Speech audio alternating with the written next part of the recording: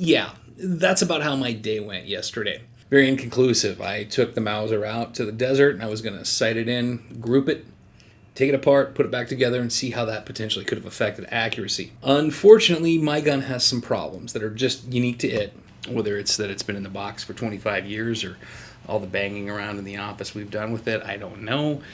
The zero was way off. It literally took me 3/4 of a box of 7mm Remington Magnum to find paper, and then when I finally would get it to group, after about 3 or 4 shots, it would just simply fall off. And it didn't allow me to get really any kind of accurate data as far as the accuracy end of things. I did get some data as far as sound. So those of you who are working on a sound hypothesis, here is what a 7mm Remington sounds like at about 100 yards downrange. I put this microphone on the camera and I let it roll. I'll let you listen to that, and you can take that and compare it to what you're getting in some of the videos that are coming out, so you can kind of hear what that rifle sounds like. Now take that with a grain of salt. A 7mm Remington is a faster moving round than a 30-06, and where this was located sound-wise was 100 yards out. I never got to get out past 100 because the gun was just not working properly or functioning properly. So take that with a grain of salt. If you're seeing video that was maybe from the top of the amphitheater or something, it's going to be about the right distance. Other thing you got to take into consideration is that the sound that you're hearing is from the wide open desert, not inside of an area with a lot of buildings around or people around. So that may or may not affect the sound from the original files that the original videos that we got of the shooting.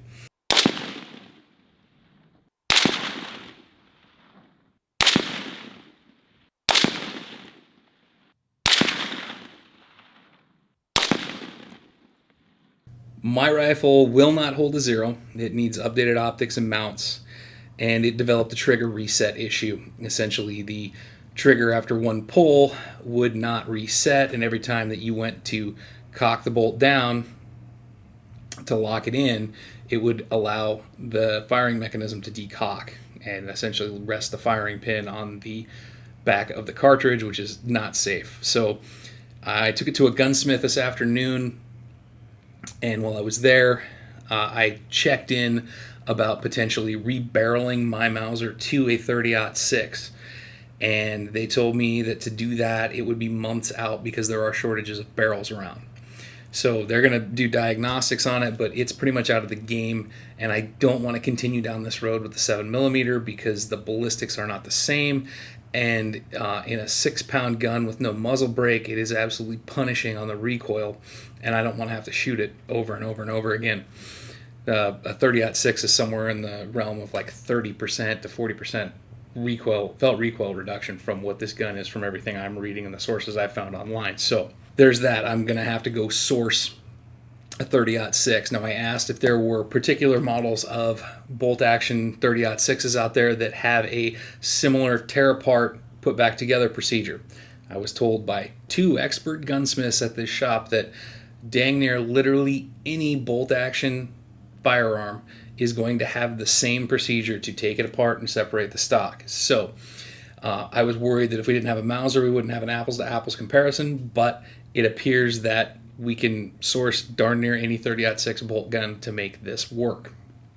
I'll be working on that this week and weekend. In the interim, I am going to start working on a timeline update with all of the new material that has come out. I realized that the old video that I put out, the first original video talking about the infiltration and exfiltration, was very limited in its scope because I had limited material to work with at the time. There's new materials that have come out, working with some of the viewers here who have been compiling all sorts of data. So I'm going to go over in my studio and build the Chaz Palminteri wall from the usual suspects, and we'll start going through it and trying to make some sense of this and have a plan to potentially walk through and actually look at the physical space of the proposed routing. Second, And that was the number one requested thing on the poll that I took yesterday on my community tab. Second thing I'm going to start working on is an explanation to the text. I think there is a logical explanation as to why the text messages in the charging document do not match what was originally sent in the text message. So I have an expert who is in the criminal justice system in the state of Utah, who has been a part of many high-profile cases.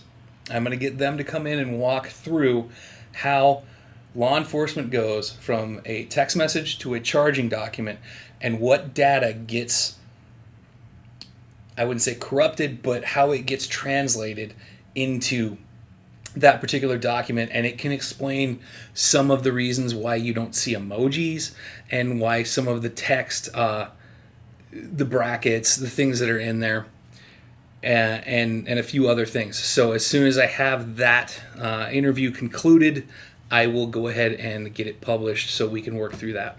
Till then, have a great day. I got nothing. I'm tired. I'm smoked. I need to dive back into the timeline part of this tomorrow for sure, and we'll get started on the ballistics thing next week for sure. Okay? Have a great night.